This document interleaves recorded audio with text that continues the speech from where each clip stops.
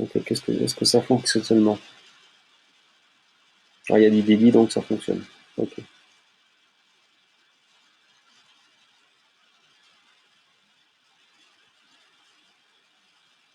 Ah, bon, ça devrait fonctionner. Normalement, ça devrait fonctionner. Je sais, c'est pénible. Donc, c'est bon, vous me voyez ou pas? C'est un vidéo revenu, ça y est. De mon côté, ça a l'air de fonctionner un peu mieux. Alors, il y a une des raisons, c'est qu'il y a énormément de personnes qui font des lives aujourd'hui, et donc ça a l'air un peu rocambolesque, mais on va y arriver. Salut Elodie.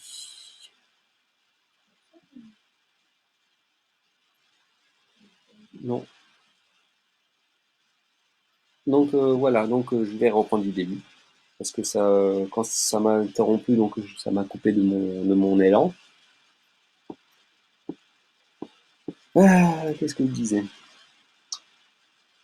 Oui, donc, alors, je vais reprendre du début. Donc, donc aujourd'hui, on va parler plus spécifiquement des voies internes, hein. Donc, les voies internes, des quatre éléments, la voie des quatre éléments des voies alchimiques internes. Donc, normalement, on devrait y arriver aujourd'hui, si ça n'y a pas de bug, mais normalement, ça marche très bien là. Donc là, je vais vous parler donc des quatre éléments, la voie des quatre éléments, donc ces archétypes, ces vertus, euh, qui sont, on va dire, une sorte de catalyseur pour une voie qui va être très importante, qui est une sorte d'aboutissement, qui est celle qui est une voie d'alchimie interne qu'on m'a transmise autrefois et que désormais je transmets un plus grand nombre, en tout cas pour ceux qui travaillent en tout cas. Ça va être donc je lis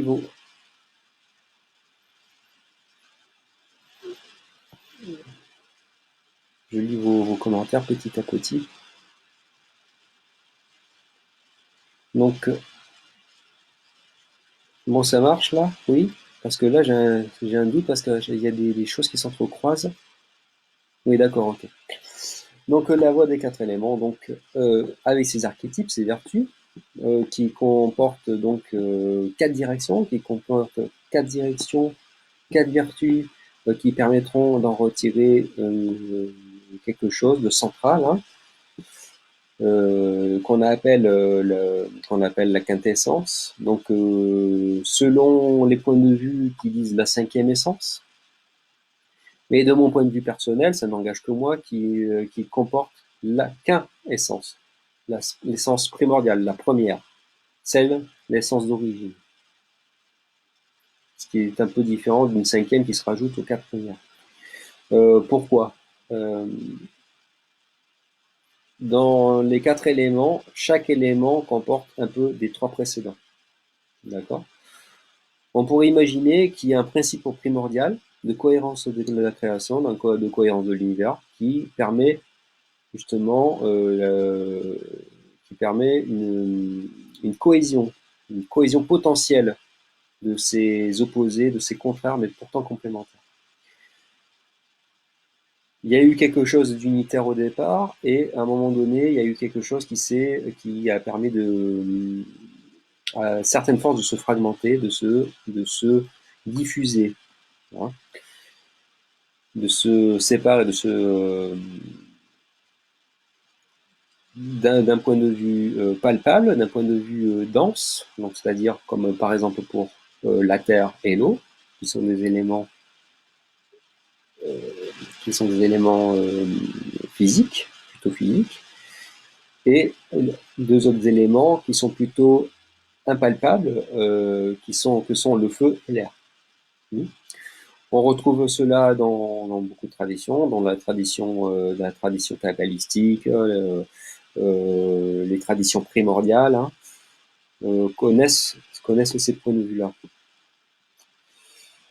La seule différence, c'est que mon petit point de vue personnel dit on revient à la maison. L'idée, c'est de revenir à la maison, donc de ces 4 éléments, revenir vers l'origine. Voilà. Donc revenir vers l'unité et pas créer une 5e direction. Donc l'idée, c'est que en travaillant avec les 4 éléments, on va travailler en résonance avec les éléments respectifs qui nous sont propres. Donc, d'un point de vue pédagogique,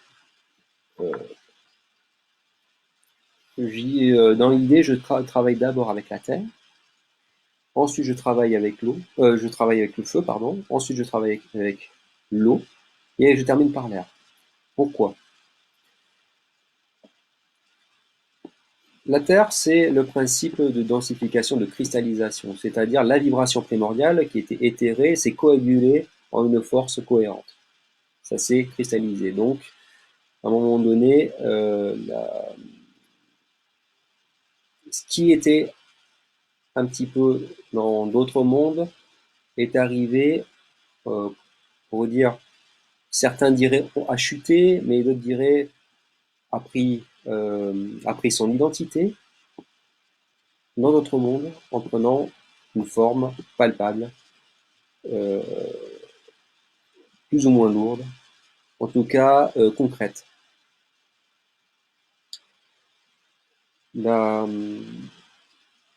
C'est l'idée en alchimie de la matière première. Il faut savoir que la Terre, le principe de Terre, contient le principe de lumière. Et c'est là où on retrouve en hermétisme l'idée du dragon. Donc le dragon écailleux, qui est une sorte de... qui est l'idée que le dragon cracheur de feu, hein, avec ses grosses griffes ou avec ses ailes, contient à la fois le principe volatile et fixe et son feu intérieur, puisque dans la plupart des contes, le dragon crache du feu. Donc l'idée, c'est que dans la voie des 4 éléments, notre matière première, on va la rassembler et on va, comme le vitriol, hein, le vitriol des alchimistes, c'est-à-dire chercher dans le palpable, dans le concret, à l'intérieur de notre corps physique, à l'intérieur de nos cellules, hein, ce principe lumineux qu'on va tirer vers le haut et ramener vers la lumière par un principe d'exaltation, de sublimation. Donc c'est pour ça qu'on termine par l'air.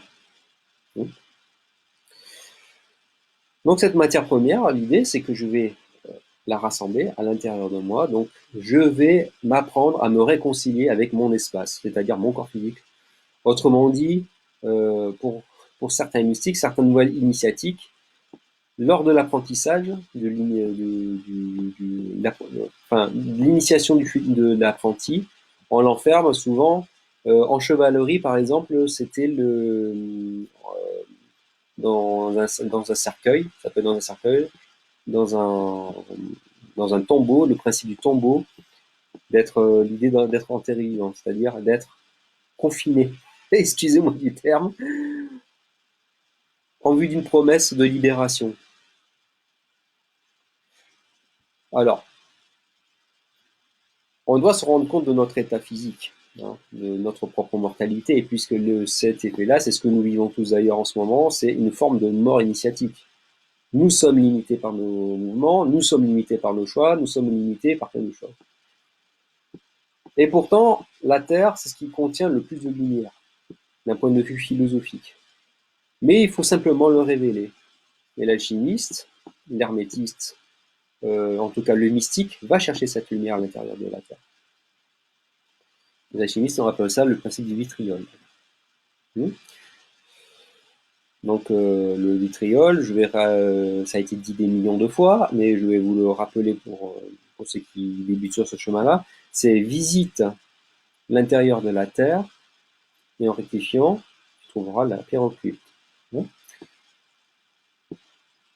Voilà, donc mon principe de Terre, je vais me réconcilier avec mon espace. Donc mon esprit, mon espace, mes émotions, mon esprit vont tenter de se réconcilier dans cet espace-là.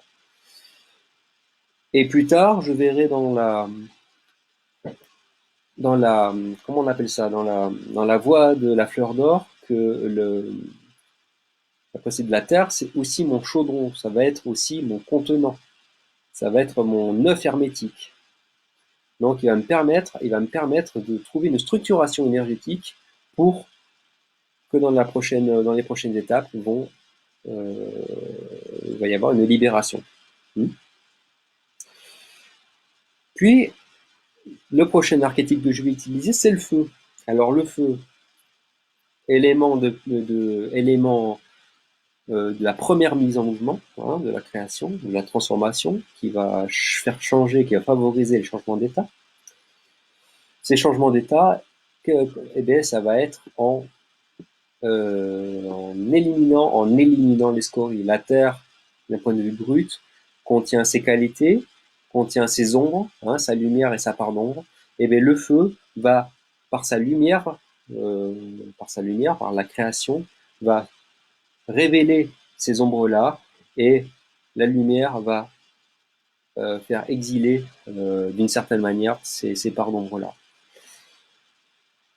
Et c'est le principe de purification. Donc la purification, c'est pas l'idée du pécheur comme au christianisme, hein, c'est pas parce qu'on a fauté, c'est parce qu'on a besoin d'être allégé. Hein, purification, c'est un besoin d'allègement avant tout. Hein, c'est ce qu'on recherche avant tout en hermétisme, c'est trouver la lumière par l'allègement. Donc le feu va à la fois percer cette terre, va les faire changer d'état, va éliminer ce qui n'est pas nécessaire, hein, et mettre à jour les illusions. Et en perdant petit à petit cette densité, de ces poids inutiles, eh bien, la consistance va changer. Et le feu, par exemple le métal, si on fait fondre un métal, le métal étant une terre, hein, puisqu'elle est d'une certaine manière cristalline, elle est solide, et bien par le feu, on va lui faire changer d'état qui va aller vers l'eau. Donc l'eau, c'est quoi? En fin de compte, c'est une première perte de la forme, de la matière, donc de la forme cristalline. Cette matière va être ouverte, et notre corps physique, par le mouvement, va faire circuler à l'intérieur de soi l'information tout en éliminant les scories. Donc l'idée, c'est que les scories, les scories, c'est comme des formes de cristallisation thermique, hein, qui nous empêchent d'avancer, je dirais, le sable dans l'engrenage. En les faisant chauffer, en les éliminant, eh bien, le rouage se remet en marche et la machine se remet à circuler selon sa conformité. Hein.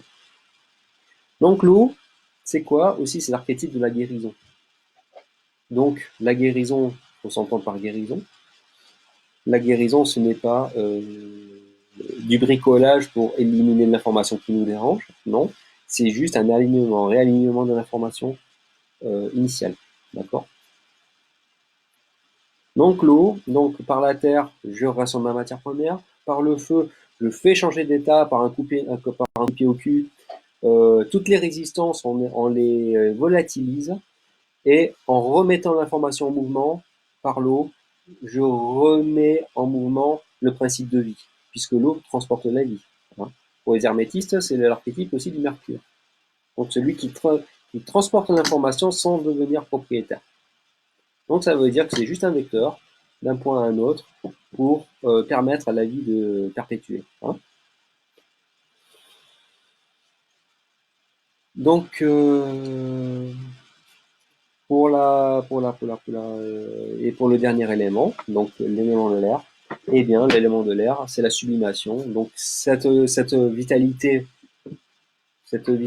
remise en place. Donc la terre, c'est une forme de putréfaction. Hein. Le feu a animé quelque chose à l'intérieur. Donc, faut savoir que le feu, c'est aussi le vecteur de l'esprit, hein, qui dirige l'esprit, qui dirige l'esprit vers la matière aussi. On peut le considérer comme ça.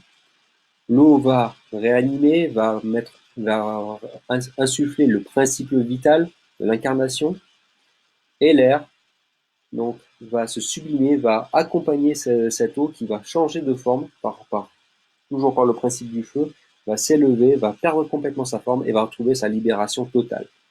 Donc c'est passer d'un état complètement cristallisé vers un état complètement sublimé. La loi des quatre éléments, tel qu'il m'a été enseigné, tel que je l'enseigne aujourd'hui, c'est pour permettre non pas une transformation, hein, parce que se transformer pour se transformer, ça ne veut pas dire grand-chose, ça voudrait dire d'une manière, c'est insuffler, mettre en place une dictature au nom du spirituel. C'est pas du tout ça.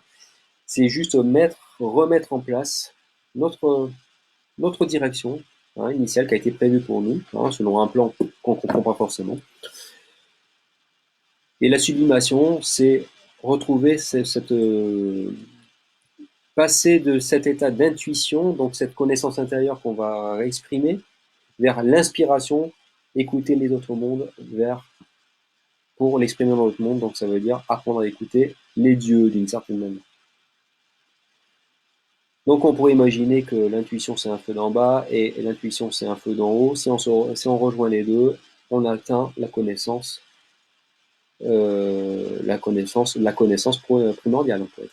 On pourrait dire ça comme ça. Donc ça c'est un petit résumé des quatre éléments selon mon approche personnelle. J'aimerais savoir si vous aviez des questions par rapport à tout ça.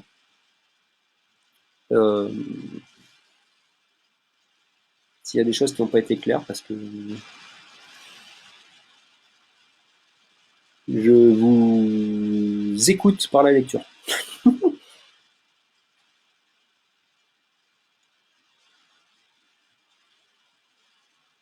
Pas de questions pour le moment. À la vôtre, je bois mon café.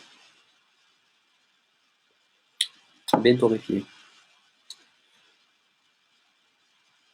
Ok, en attendant les questions éventuelles, je vais poursuivre. Hein. Donc, tel qu'on me l'a transmis, donc c'était des principes, hein, au-delà d'une pratique, sous une forme occidentale. Il faut savoir que ce sont des principes archétypaux. Donc, c'est à nous d'adapter la forme selon ce qu'on a besoin d'exprimer. À une époque, je fus chargé d'avoir codifié certains principes un peu ascétiques, parce que les Indo-Européens voyaient les choses un peu différemment que les extrêmes-orientaux.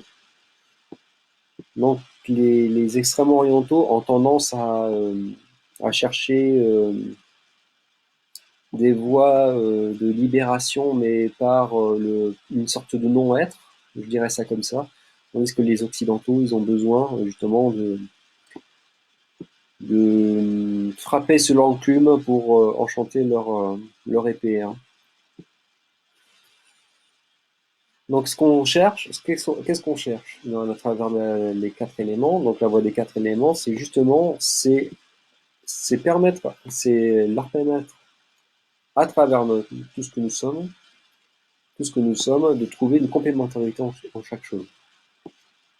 Et c'est là où on peut trouver le principe d'unité, d'un, en réunissant les quatre branches vers l'unité. C'est un peu l'idée qu'auraient pu énoncer les anciens Rose-Croix, par exemple. Hmm. La rose germe à la croisée des chemins.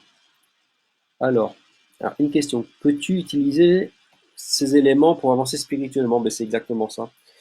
Il est très rare Maria, que j'utilise le mot spirituel. Pourquoi? Pour moi, le spirituel est une séparation des autres choses. Pour moi, ce qu'on doit chercher, c'est allier le sacré du profane, hein, de l'ordinaire. Quand on a des voies spirituelles au départ, on commence comme un refuge. Donc, notre vie sociale, donc, on cherche des voies spirituelles, c'est-à-dire on va dans l'esprit. Mais le problème, c'est que quand on va dans l'esprit, on peut s'enfermer ailleurs, de manière éthérée. Hein. Je n'utilise personnellement pas la spiritualité en tant que refuge, mais je pense que l'esprit est déjà là, sauf qu'on ne le voit pas. Donc on n'avance pas, je dis que on n'avance pas, on se révèle. On se révèle à soi ce qui est déjà là. Et ces éléments, puisqu'ils sont déjà là, en fin de compte, ça fait juste un réalignement, un tri, comme pour le disque dur, une fragmentation, une fragmentation pour réaligner chaque chose. Un cristal chaotique pour en faire un cristal transparent et aligné d'une certaine manière. Et on peut les utiliser, les éléments, dans des voies plutôt magiques. Donc, donc donc au niveau des éléments, alors je lis une autre question. Donc au niveau ces voies magiques, là on est dans des déclenchements de force. Donc là les éléments sont plutôt à orientés, d'accord, vers quelque chose d'extérieur. Tandis que quand on travaille à un niveau de transmutation personnelle, on les on utilise déjà tout ce qui est en nous pour s'exalter. On le fait tous les jours sauf qu'on s'en rend pas compte. Alors, je sais que ça n'a rien à voir, mais donnes-tu des cours à distance sur l'art des fausses veines? Ben, Michael, ça n'a pas rien à voir, c'est juste que c'est un support. La lumière est un support. Oui, oui, ce week-end dernier, j'ai organisé un petit séminaire en après-midi qui utilisait la lumière. Donc, on peut travailler tout à fait à distance, pas de souci. Euh, Afficher plus. Non. Donc voilà, voilà pour les éléments.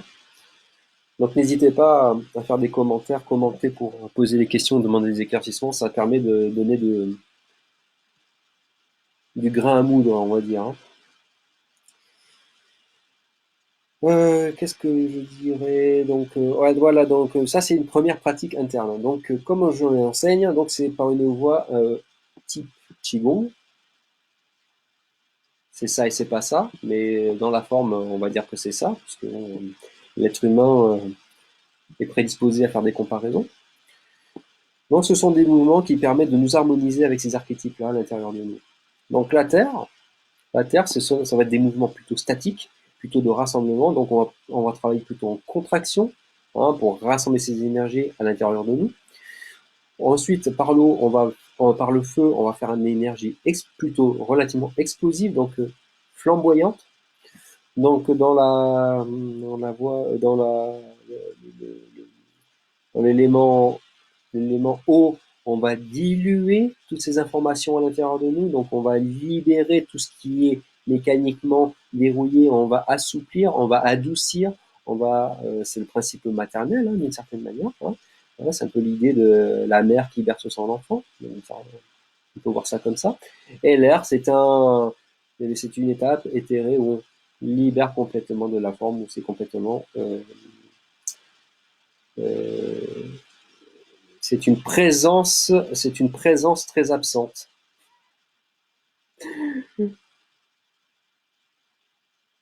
Une absence très présente. Voilà. Tu peux faire un parallèle entre le secret de la fleur d'or et la voix sèche. Ah ah, je l'attendais celle-là. Et question très intelligente. Donc là, le parallèle entre la voix de la fleur d'or et la voix sèche, c'est exact, c'est strictement les mêmes opérations en alchimie de laboratoire qu'en alchimie interne. C'est les mêmes opérations. Je dirais même que chaque traité qu'on peut lire, j'en ai lu très peu, hein, des traités alchimiques, hein, j'ai appris d'une autre manière, mais je pourrais en parler un peu, hein, si vous voulez après. Euh, les traités alchimiques m'ont beaucoup documenté pour le vocabulaire, mais au niveau des opérations, c'est en allant dans la nature que j'ai appris certaines choses et un arbre en particulier m'a révéler la nature du feu secret. C'est Lettre des voyageurs de Brocéliande. Donc, euh, donc voilà. Le parallèle, eh ben, c'est-à-dire que déjà, je dirais pas qu'il y a parallèle, je dirais que c'est indissociable.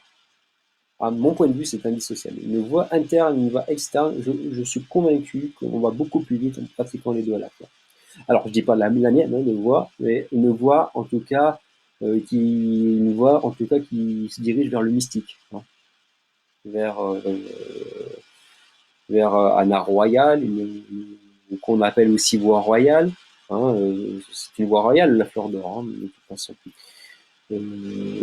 C'est la nature des opérations la nature des opérations, c'est l'ordre des opérations. Je ne sais pas, j'en sais pas plus, hein, entre les différentes voies. Mais en tout cas, je suis convaincu que en travaillant à l'intérieur de soi, les déclenchements successifs, parce qu'il se passe des choses, hein, à chaque élément, à chaque opération, on a une idée concrète de ce qu'on cherche à faire à travers le laboratoire. Je suis convaincu, je suis plus qu'au convaincu puisque je l'ai expérimenté. Donc, ce qu'on cherche à travers la voie interne, c'est se mettre en accord avec la matière, en accord avec la création. Trouver l'illumination, trouver la lumière, c'est une manière de trouver la lumière. Ça ne veut pas dire que faire la pierre philosophale, pardon, c'est quoi, Coco 19 attaqué. Euh, que trouver la lumière, faire la pierre philosophale, c'est trouver la lumière. Forcément, non, il y a énormément de voies qui permettent de trouver la lumière, en tout cas. Sinon, tout le monde serait alchimiste et il n'y aurait plus grand monde sur Terre, je dirais.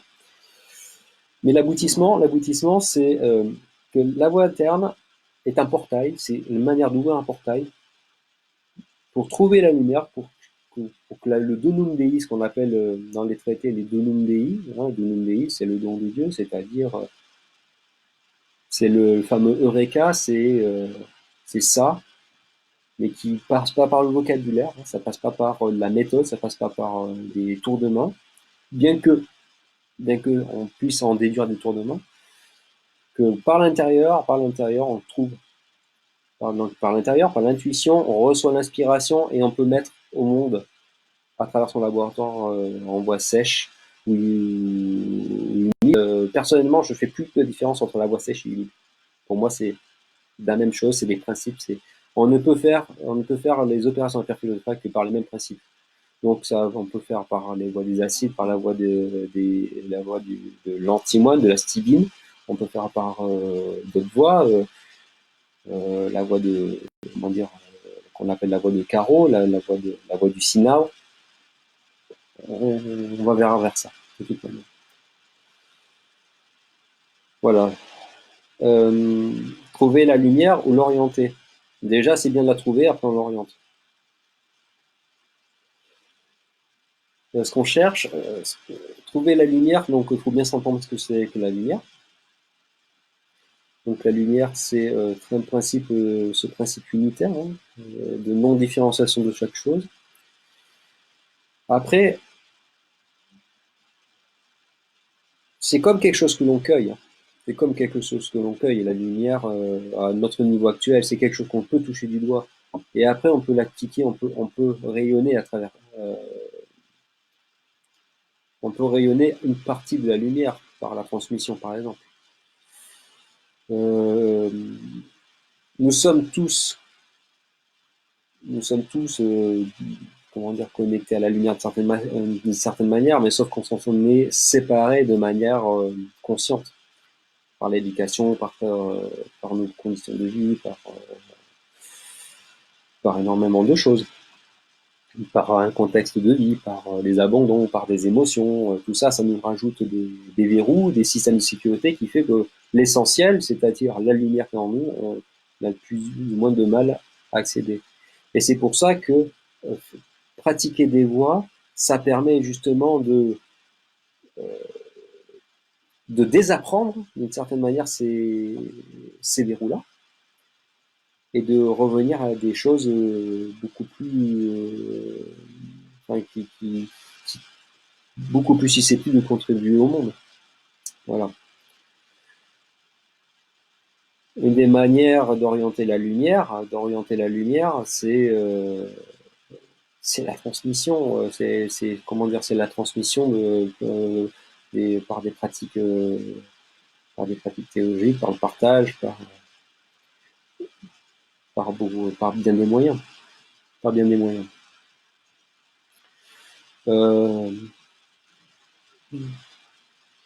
Si vous avez des questions, n'hésitez pas à les écrire en commentaire. Donc voilà, donc ce qu'on cherche dans les voies internes. Donc ce qu'il faut comprendre, ce n'est pas des principes d'exercice, ce ne sont pas des voies où on pratique comme un yoga. Hein, c'est pas du bien-être. Pratiques internes, les voies internes sont des voies qui ont une vocation initiatique, et pas spirituelle, ésotérique. Je mets le mauvais mot ésotérique, dans le mauvais sens du terme. Alors pourquoi je fais la différenciation? Au niveau ésotérique, on a tendance à y trouver des applications de diverses forces subtiles, d'archétypes, de symboles, de symbolisme et d'autres choses. Donc, en tant qu'être humain, d'un point de vue profane, non équilibré, je dis bien non équilibré, on aurait tendance à y chercher du pouvoir à travers l'occultisme, à travers l'ésotérisme, à être sauvé par le subtil. La voie plutôt initiatique, c'est presque l'inverse. C'est presque l'inverse. On prend énormément de responsabilités, nous prenons énormément de responsabilités en empruntant une voie initiatique. Puisqu'on part de rien, et avec 3 fois rien, on doit arriver au bout du chemin. Donc c'est-à-dire, c'est exactement ce qu'aujourd'hui on voit du chemin de Saint-Jacques de Compostelle. On part avec un énorme sac à dos et à la fin on arrive, à Fisterra là-bas presque à poil quoi. Mais à poil d'un point de vue mental et peut-être d'un point de vue vestimentaire. Il y a toujours des comparaisons à faire là-dessus. Donc ce qu'on cherche, c'est que la voie initiatique, ça implique énormément de responsabilités d'un point de vue déjà éthique. Déjà, ça demande énormément d'honnêteté vis-à-vis de soi-même. Et la plupart du temps, même si on reçoit des instructions de la part d'un maître, d'un groupe, nous sommes, nous sommes assujettis. Nous avons contracté un engagement vis-à-vis de nous-mêmes. Donc c'est vraiment quelque chose où on s'engage. On peut pas, nous n'avons pas le droit, on se donne pas le droit de se dévoyer hein, du cheminement. Parce qu'on est rapidement rappelé à l'ordre.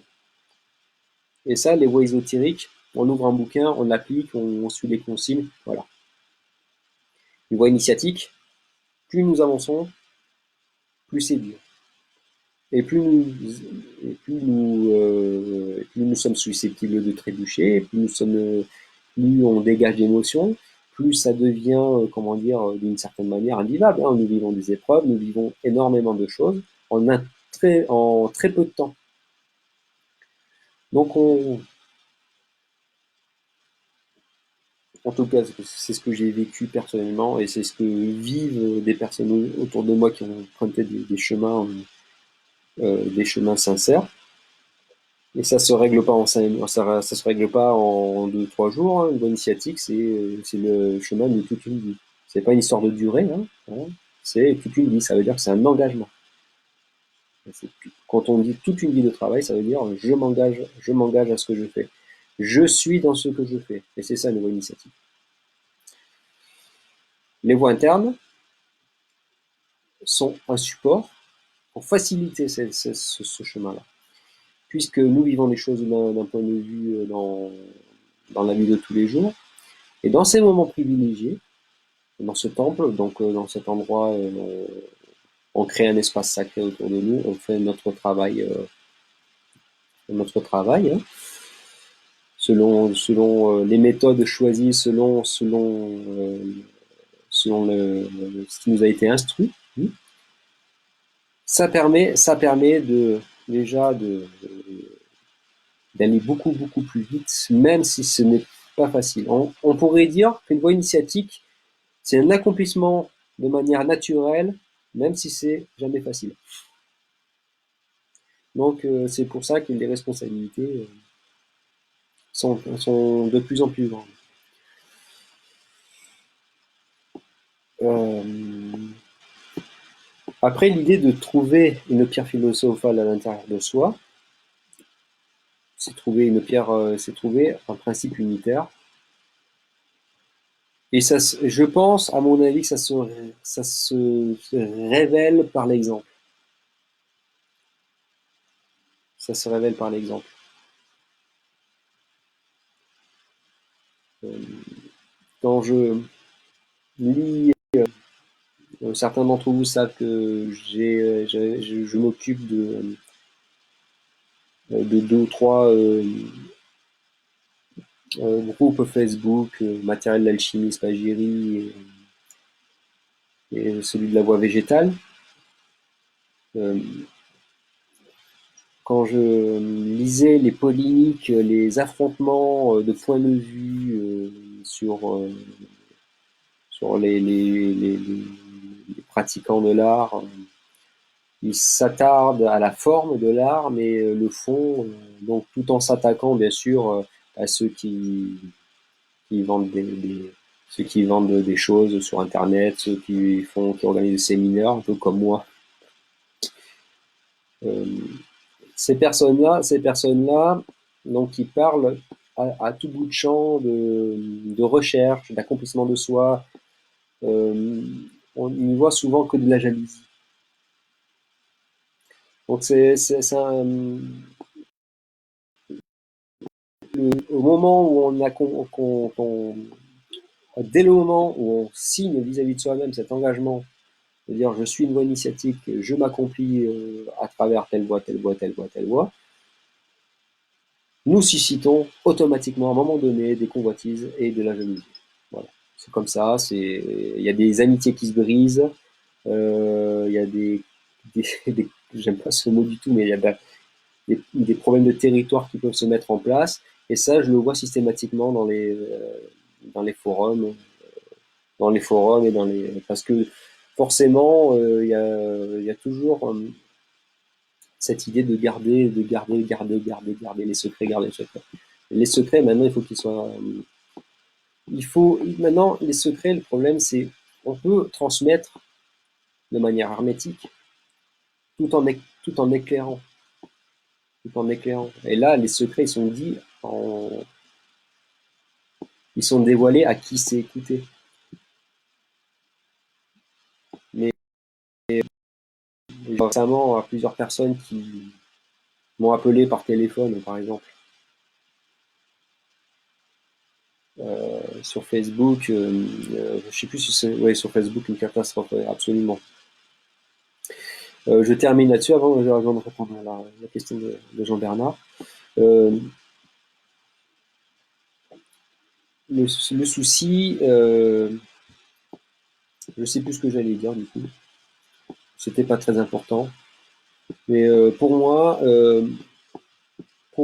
plus on utilise et on suscite une forme d'opposition, et plus convaincu que ça confirme que nous sommes sur le bon chemin.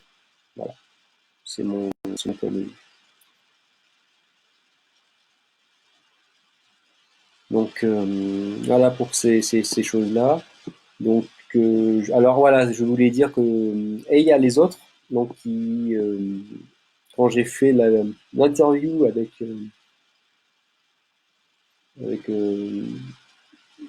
Jean-Claude Pascal il y a 2 mois, il y a 2, 3 mois de cela, euh, qui a été très bien accueilli. J'étais particulièrement surpris de l'accueil de cette interview-là, puisque j'ai une approche de l'alchimie qui est qui est très différente de ce qui est proposé.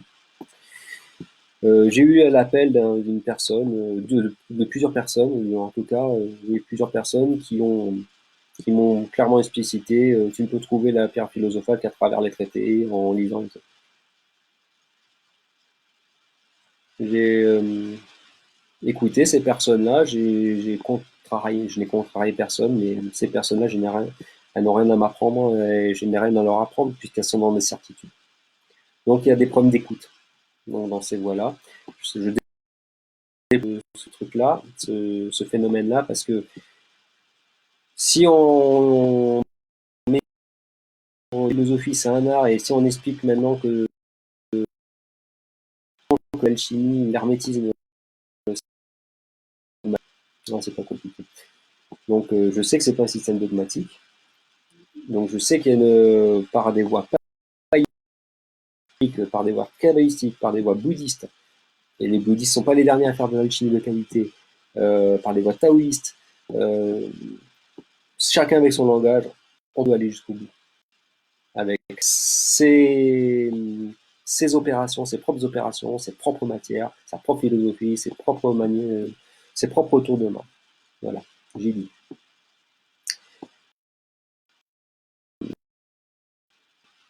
Donc voilà, donc pour cette histoire-là. Donc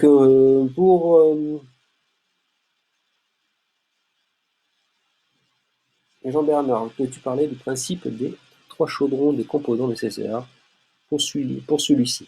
Alors, très bonne question, Jean-Bernard. Donc les 3 chaudrons. Donc en alchimie interne, donc on va dire la continuité un petit peu des 4 éléments. Même on peut suivre cette voie directe, mais il est beaucoup plus sage de suivre la voie des 4 éléments un peu d'abord, parce que la voie des 4 éléments permet l'imprégnation des principes et des chaudrons d'abord. Donc, dans les chaudrons, donc dans les voies internes, on retrouve souvent des principes de réservoir, mais de réservoir énergétique. Donc, dans ce qui m'a été transmis, je n'ai pas reçu une voie ayurvédique, c'est-à-dire l'histoire des chakras, ce genre de choses-là. Je suis une quiche et pas lorraine en voie hindoue, donc chakra, ces choses-là, je suis complètement étranger à ces choses-là. J'ai toujours suivi des voies occidentales. Même si on m'a transmis ces choses-là, j'ai tenu compte de ce qui me servait. Donc j'ai retenu le principe des choses, qui pour moi est le plus direct à comprendre. Nous avons, dans cette voie-là, 3 réservoirs, 3 champs, on pourrait dire 3 champs d'action qui sont, alignés, donc du bas vers le haut. Donc un premier chaudron qui se situe pas d'un point de vue physique, hein, c'est un principe qui va utiliser nos organes, qui va utiliser des mouvements, qui va utiliser le souffle, qui se situe au-dessous du plexus, du nombril. Donc le nombril, donc là on a le premier chaudron qui est le foyer, là où réside le feu primordial. C'est là où, pour ceux qui connaissent les chakras, on y trouve le chakra sacré, et c'est normal, et c'est particulièrement juste. Dans ce chaudron, il va servir à quoi? Il va servir à rassembler notre matière première. C'est-à-dire notre matière première dans les voies internes, c'est avant tout nos émotions, nos résistances, nos qualités, nos vertus euh, et même nos vices. Donc on rassemble tout ce que nous sommes, le composé, une forme de composé philosophique à l'intérieur de ce chaudron-là. Ce chaudron, il va être luté. Donc on va le faire, mais il va être verrouillé. Et on va le faire chauffer. On va le mettre en mouvement. Donc ce chaudron, il sert à chauffer, à faire monter en température. Mais ça va être la première opération, ça va être comment dire, ce qu'on appelle une forme euh, de putréfaction, de purification de la matière. Donc on va l'alléger, on va chercher à alléger cette matière pour qu'elle devienne philosophique, pour qu'elle soit propre à l'utilisation. Donc c'est monté-là. Donc là, dans cette matière-là, c'est ici que nous avons réussi, nous cherchons à rassembler notre principe féminin et masculin, entre autres. D'accord. Donc, dans toutes ces qualités que nous sommes, ben, toutes ces qualités sont ces qualités et ces défauts sont de nature féminine, pas de nature masculine. Donc, on ne cherche pas à comprendre, on rassemble tout et c'est assez thermique. On purifie. Et arrive le deuxième chaudron. Donc le premier chaudron pour vous expliquer, ce chaudron,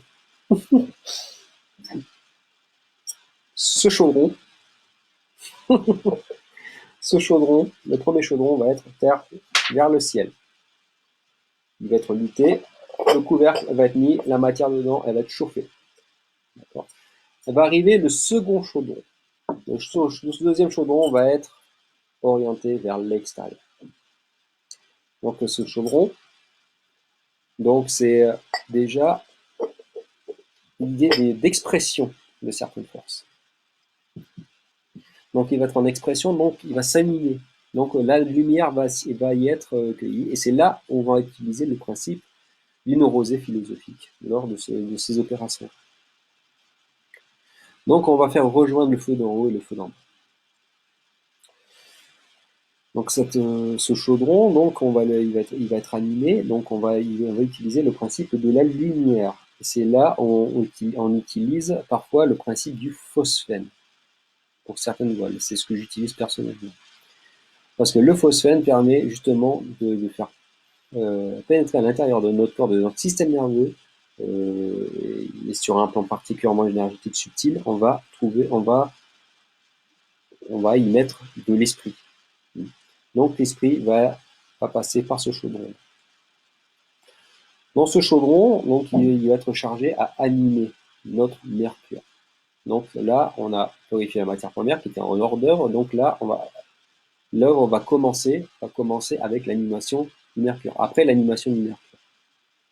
Donc on y met de l'esprit dedans.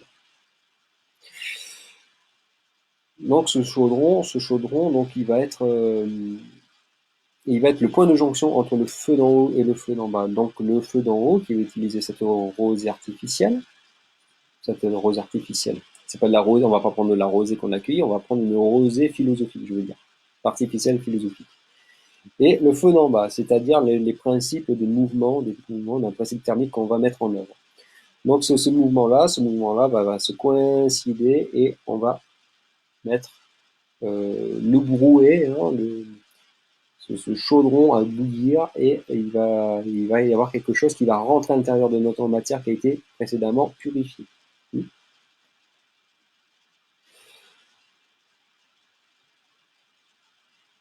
Et là, c'est là où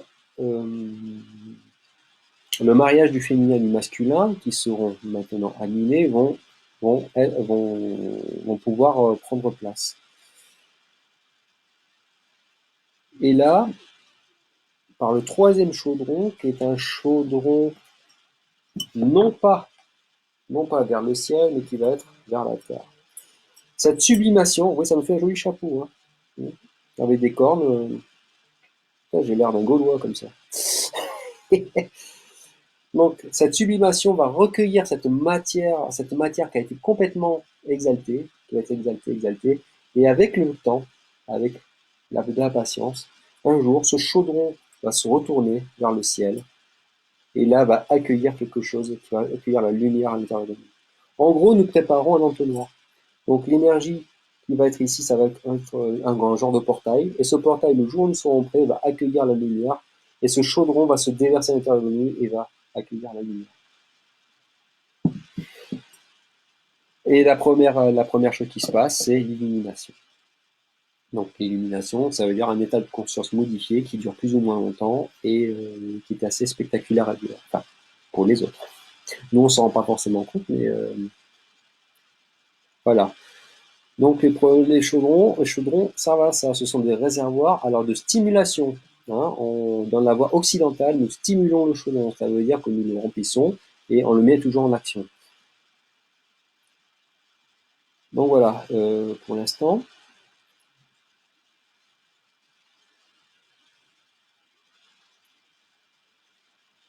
Je pense que tout le monde, pour apprendre de tout le monde, on n'est pas dans un monde gratuit. Oui, bon, évidemment. Donc voilà, donc dans cette voie, en tout cas que j'ai transmise,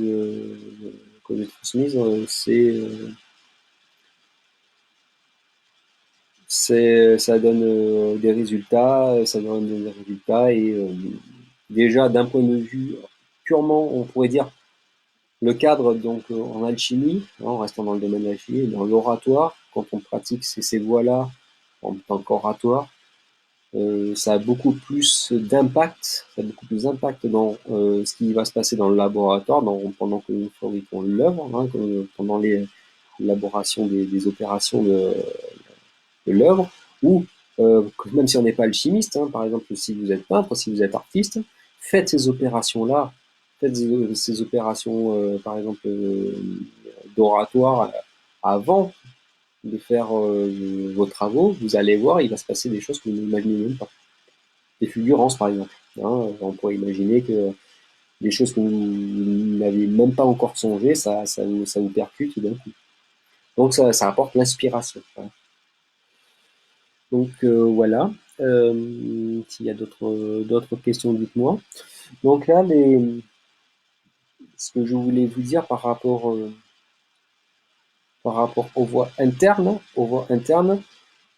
comprenez bien que euh, ce sont des voies qui sont simples à apprendre, d'accord? Mais il faut du temps pour les intégrer. Alors, ça demande toujours du temps. Euh, c'est pour ça que les voies initiatiques sont toujours très longues et c'est pour ça que les écoles traditionnelles, euh,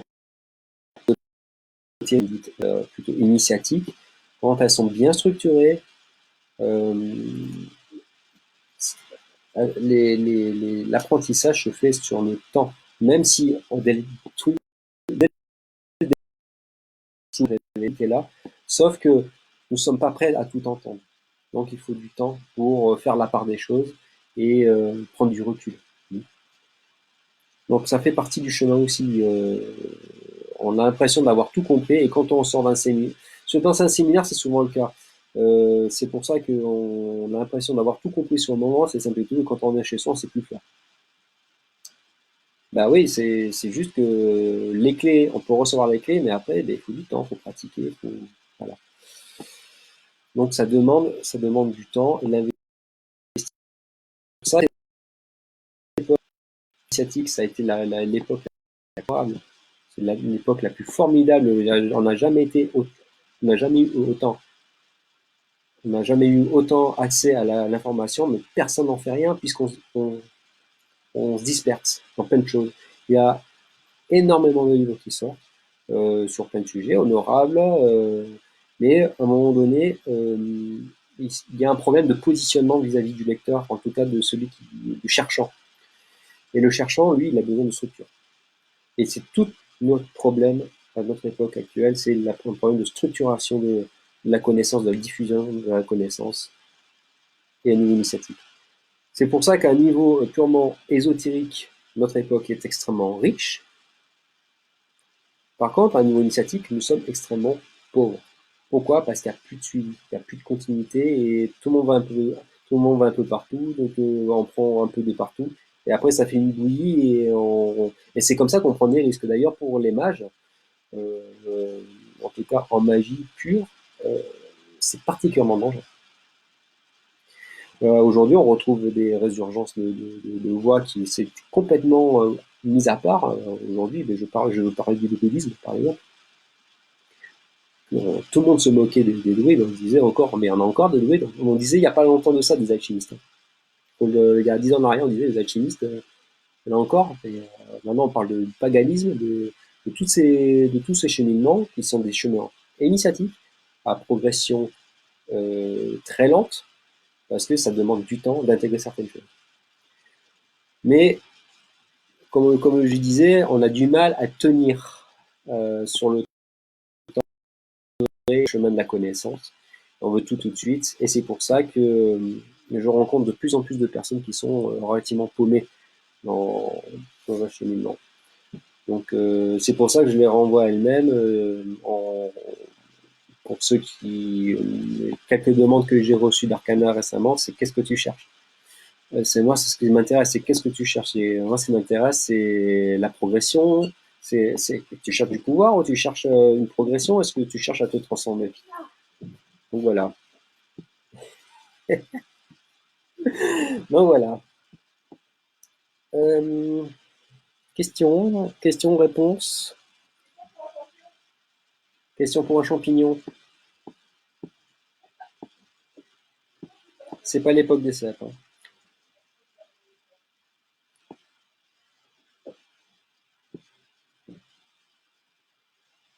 Donc voilà. Bon, pour le reste,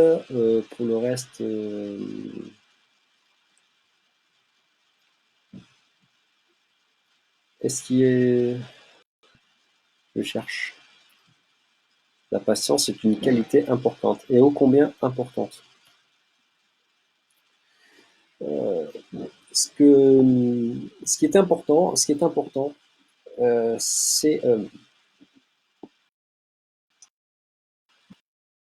il faut se dire que tout est juste. Tout est juste. Il y a juste des. Chaque personne qu'on rencontre, c'est les bonnes personnes. Chaque erreur qu'on peut faire, ce sont des erreurs qui sont des opportunités d'apprendre. Le problème qui se pose, c'est la résistance au changement, c'est-à-dire la résistance à la remise en question, la résistance à changer de point de vue. C'est ça qui est, ça fait partie de la voie initiatique. Alors, pour l'éventuelle question, ça mène à quoi là? Parce que je sens une question qui flotte là. Ça mène à quoi les modernes? Donc, une question. Alors, je veux bien que tu reviennes sur le retournement du troisième chaudron. Donc, une fois qu'on a purifié la matière première, donc la matière première, c'est comme une sorte de... On cherche à créer une coupe hein, pour recevoir quelque chose, qui va recevoir les principes complémentaires. D'accord? Donc, on va dire le féminin et le masculin. Donc, notre propre part de féminin et notre propre part de masculin. Donc, ce qu'on va chercher, c'est à faire un mariage. D'accord? Donc, ce qui va se passer, c'est qu'à un moment donné, du 2 va faire 1. D'accord? Du 2 va faire 1. Donc, ça va être recueilli dans un autre support. Donc, le 2 qui va faire 1 et va être recueilli d'une certaine manière dans le troisième chaudron. Ça veut dire que une sublimation, il y a quelque chose, la lumière va monter à l'intérieur de nous. D'accord? Le retournement du le chaudron va se retourner à un moment donné quand, eh bien, quand le chaudron est plein. Donc, quand les proportions féminines-masculines seront parfaitement équilibrées, le chaudron va se retourner et là, quelque chose va commencer à se déverser. Ça va faire, en fait, c'est le principe du vase communicant. Ça va faire le principe du vase communicant. Donc, on va recevoir quelque chose qui vient d'en haut. Alors, ce quelque chose qui vient d'en haut, ça, la grande question. Est-ce que c'est la pierre philosophale? Est-ce que c'est le vrai nous qui va se manifester? Je ne sais pas. Enfin, ça, c'est à chacun de découvrir. Dans tous les cas, les premières manifestations, elles sont particulièrement subtiles. En tout cas, dans ce que nous vivons, on a l'impression que rien ne change, et pourtant, ce sont les autres qui nous rappellent. Déjà, au niveau des émotions, les émotions disparaissent complètement. La, les projections, tout simplement les projections, la faculté de projection. On se projette plus. Il y a des choses qui sont un peu, comment on pourrait dire ça, déstabilisantes pour notre entourage. C'est assez particulier, et à un moment donné, bon, en tout cas dans ce que j'ai vécu, j'ai dû revenir à mon état initial parce que au niveau social, j'étais jeune, j'étais plus jeune, c'était un peu plus compliqué. Donc quand nous sommes jeunes, on a intérêt à faire nos preuves, et si on est complètement un petit peu le pied de l'autre côté, ça va très mal se passer au niveau de l'incarnation. Donc voilà. Mais j'y suis allé un peu vite. Donc c'est pour ça qu'il faut y aller très progressivement, parce que il y a une chose qui se passe, c'est que d'un point de vue pour ceux qui y prêtent foi, en tout cas, vous avez votre propre point de vue là-dessus.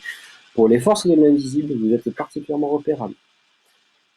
Donc ça veut dire que c'est de là où peut naître certains talents. Certains talents de passeurs d'âme peuvent se manifester à ce moment-là. En tout cas, se stabiliser, être mieux vécu. Parce que souvent, c'est un rapport à la mort. Hein. C'est un rapport à la mort qui change. Dans ces circonstances actuelles, je dirais que on aurait été bien plus discipliné. Si chacun d'entre nous, en cette période, aurait au moins une pratique interne, on va dire, relativement structurée, on n'en serait pas là aujourd'hui.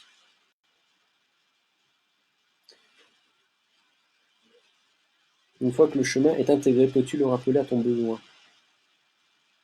Ouais. Euh, ouf.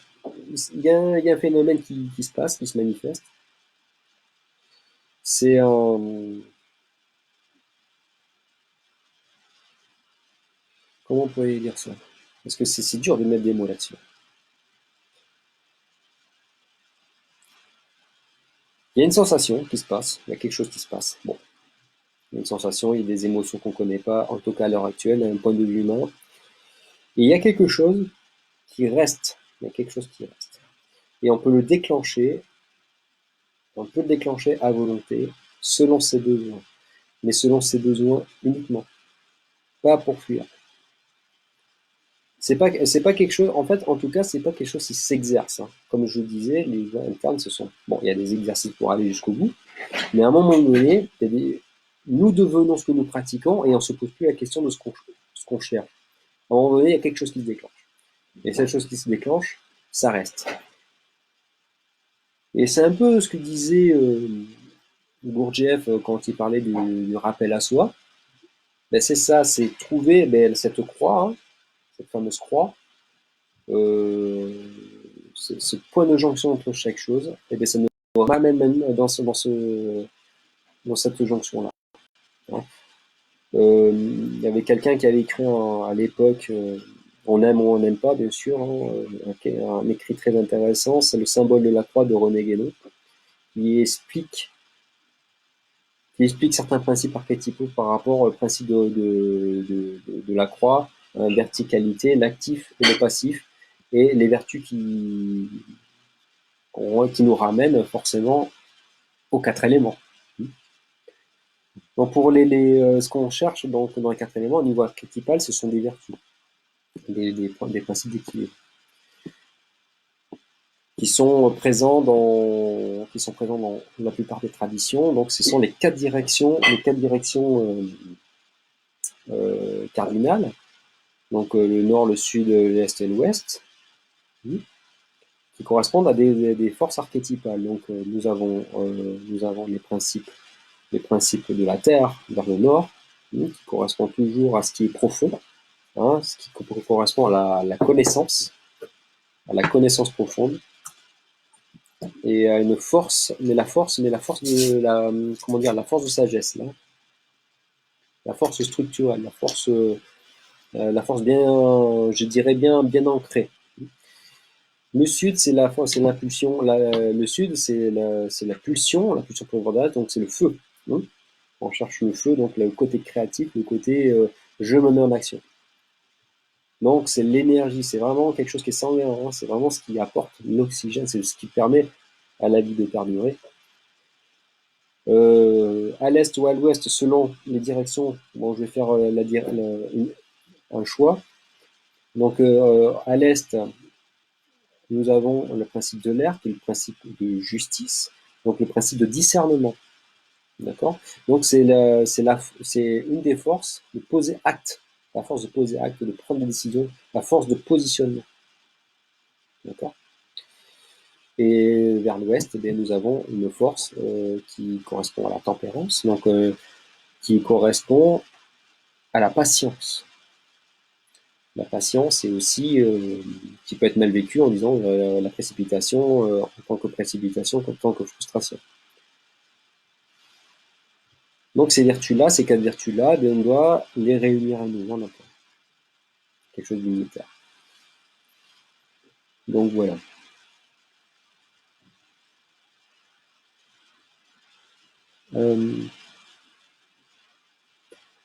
Donc voilà pour les vertus cardinales.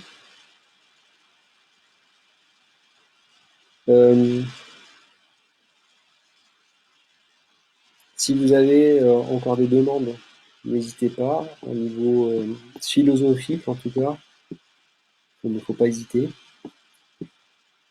Pour les personnes qui viennent d'arriver, mais elles seront, il n'y aura pas de problème, la vidéo sera enregistrée dans le groupe, donc pas de souci. Donc voilà, au niveau des voies internes, donc ce qu'il faut savoir, s'il n'y a pas d'autres questions, je conclurai là-dessus.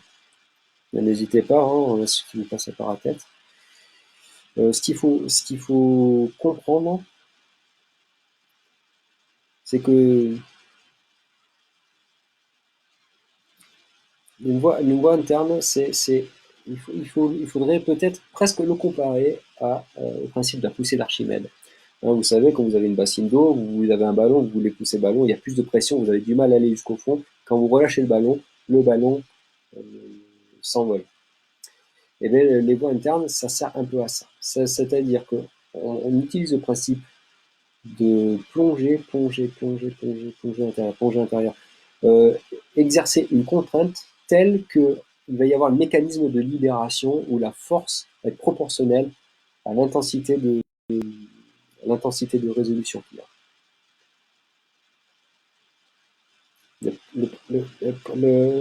Alors, est-ce que tu peux nous parler de la respiration, de son rôle dans l'alchimie interne? Elle est primordiale, puisque la respiration, c'est ce qui va mettre en mouvement. C'est ce qui va mettre en mouvement. Donc, on pourrait dire que c'est mercuriel, dans notre cas, donc ça va transporter l'information. La respiration, elle va être à plusieurs points de vue calée à différents endroits. Il va y avoir des respirations abdominales, profondes, où on soulève le diaphragme. Il y a des respirations où on va caler au niveau du sternum. Et il va y avoir des respirations que l'on va pousser et faire monter, tout en bloquant ici. Alors ça c'est une fonction c'est une très bonne question, Maria, en tout cas. Ça a une fonction qui est primordiale. Pourquoi? Parce que notre cage thoracique, c'est une cage, on n'a pas appelé cage pour rien. Notre cage thoracique, enfin nos poumons, donc notre prise d'espace, hein, d'un point de vue matériel que spirituel. Et nous avons derrière le sternum, d'ailleurs la cage, la partie la plus dense, la plus protégée, on a le thymus. Selon certaines traditions, le thymus en a attribué au thymus le siège métaphysique de l'ego, et pas du Playmobil. Ça me fait rigoler un peu.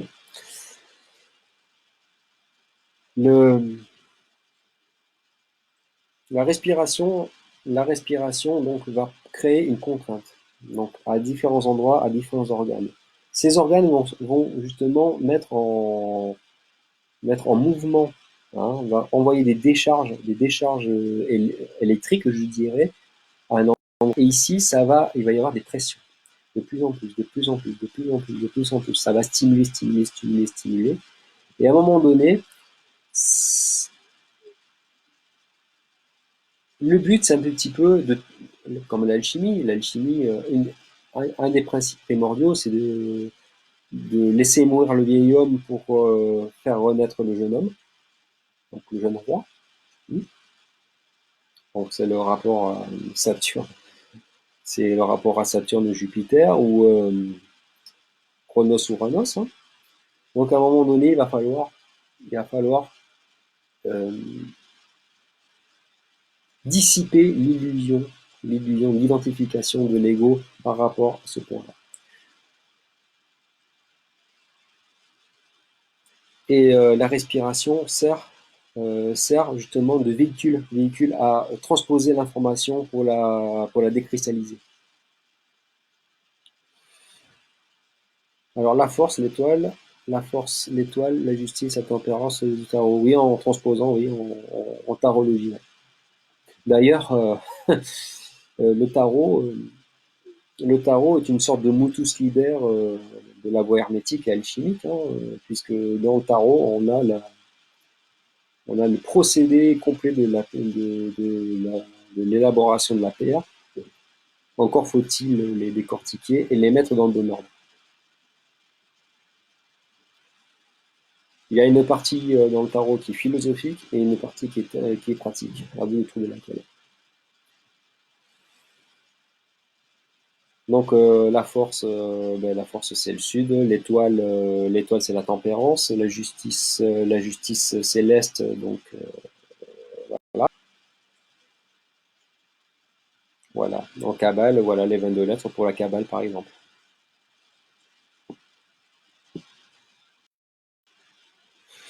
Voilà pour ces questions-là. À un niveau musculaire, donc les muscles sont aussi sollicités. Hein, on travaille avec contraction, donc par micro-contraction. Donc ça veut dire que pour décristalliser l'information par le souffle et par la circulation interne des fluides, donc les muscles vont permettre comment dire, une densification de certains points de force pour les réorienter. Donc ça veut dire que les muscles, c'est un petit peu notre côté terre, hein, d'accord.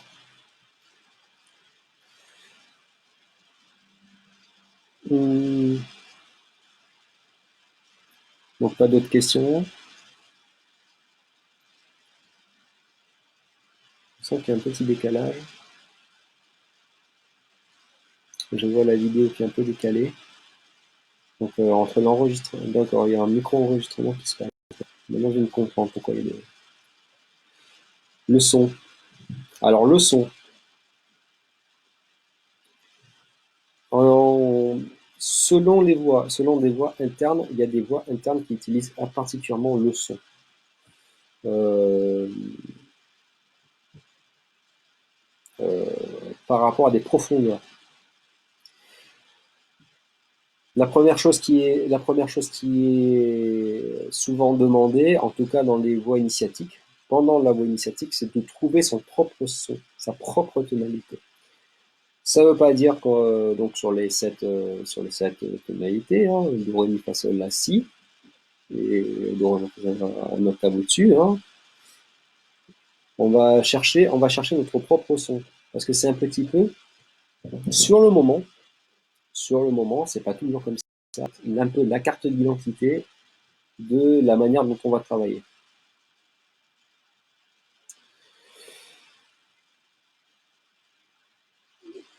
Si vous voulez faire cet exercice maintenant, ou si vous voulez le faire un peu plus tard, vous cherchez, vous partez d'un son très grave, et vous montez d'un point de plus en plus aigu. Donc ça fait un travail sonore de genre.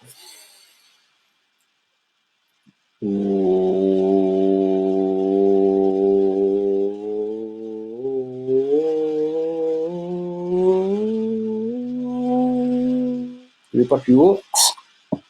Je suis pas, je suis pas la cantatrice chauve, comme disait Molière. Donc, dans ces sons-là, vous allez chercher le son qui vibre au niveau de la pointe du sternum.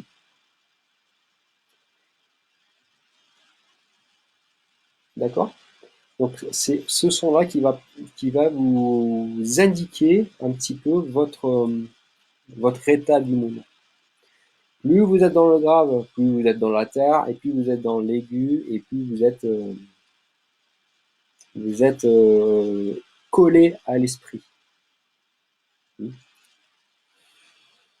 Ça, c'est pas forcément, c'est pas, alors ce que je dis, c'est pas forcément vrai, mais c'est des points de repère de travail, c'est des moments. Aussi bien le lendemain, vous n'allez pas pouvoir, aujourd'hui, vous allez faire quelque chose de très bas et pas être capable d'aller très haut, et demain, vous allez être très haut. Voilà. Donc, ce que l'on cherche, c'est ça. En principe, nous serions capables d'effectuer des changements physiques en utilisant la chimie interne. Absolument. Et vous seriez surpris. Vous seriez surpris des résultats déjà. C'est pas. Alors, ce qu'il faut savoir, c'est que en alchimie interne, ce n'est pas une voie de santé directement. Hein, on fait pas de l'alchimie interne pour être en bonne santé. Parce qu'il peut y avoir, sur certaines personnes, comment dire, une petite fatigue, je dirais pas une détérioration, je dirais pas jusque là, mais un affaiblissement nécessaire pour laisser la place à un état en meilleure santé. Pourquoi? Parce que ce qu'il faut savoir, c'est que lorsque nous sommes malades, c'est juste l'information, qui est verrouillée, qui est cristallisée. Donc, quand nous avons des inflammations, ça veut dire que l'information circule très mal. Donc, ça s'enflamme.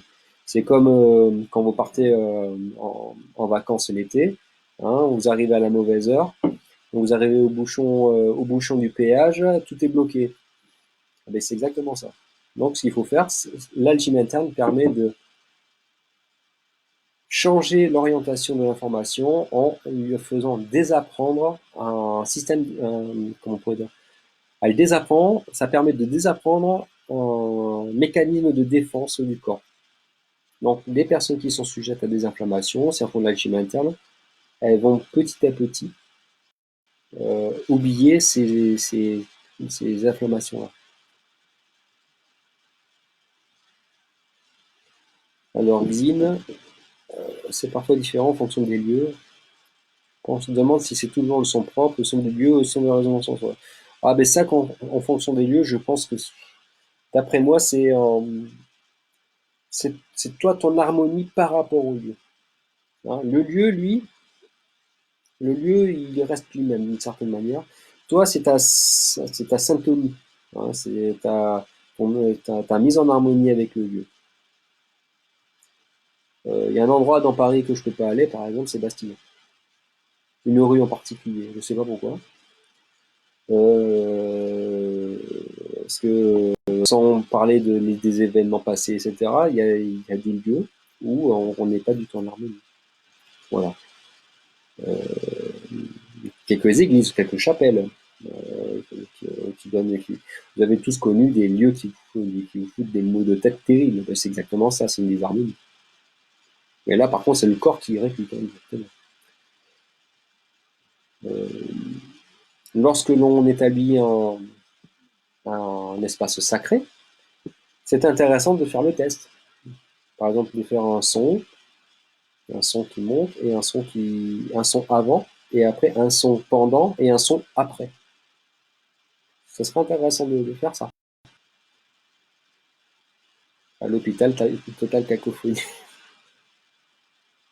Tu m'étonnes. C'est plutôt la Coco 19 euphonie en ce moment.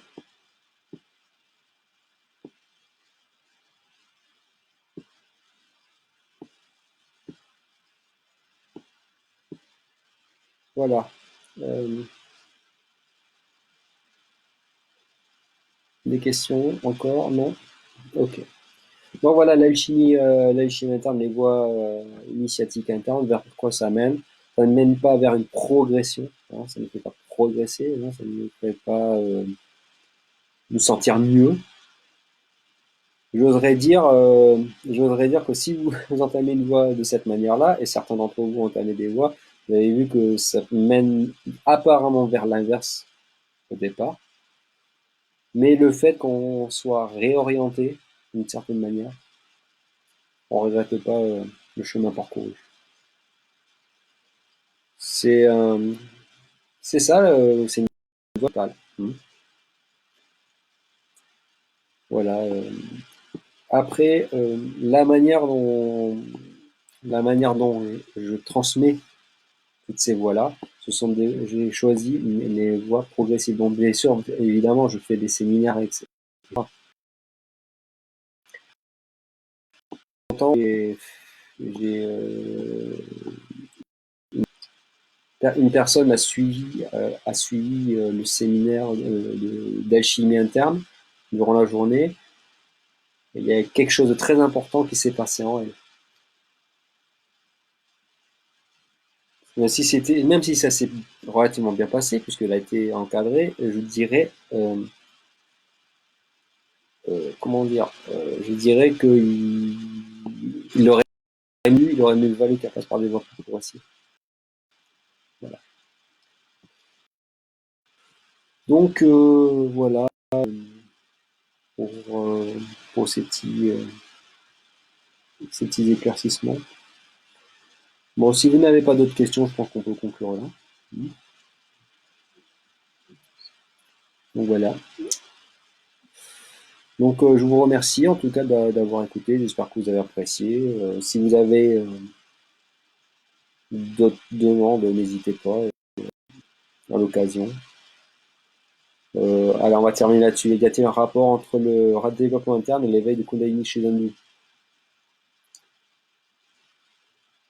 Vector, moi personnellement, les hindous, enfin je veux dire,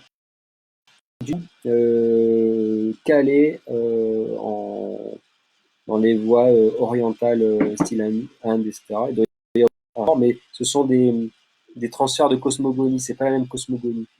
Peut-être, hein, peut-être, mais je n'ai pas la réponse à cette question-là.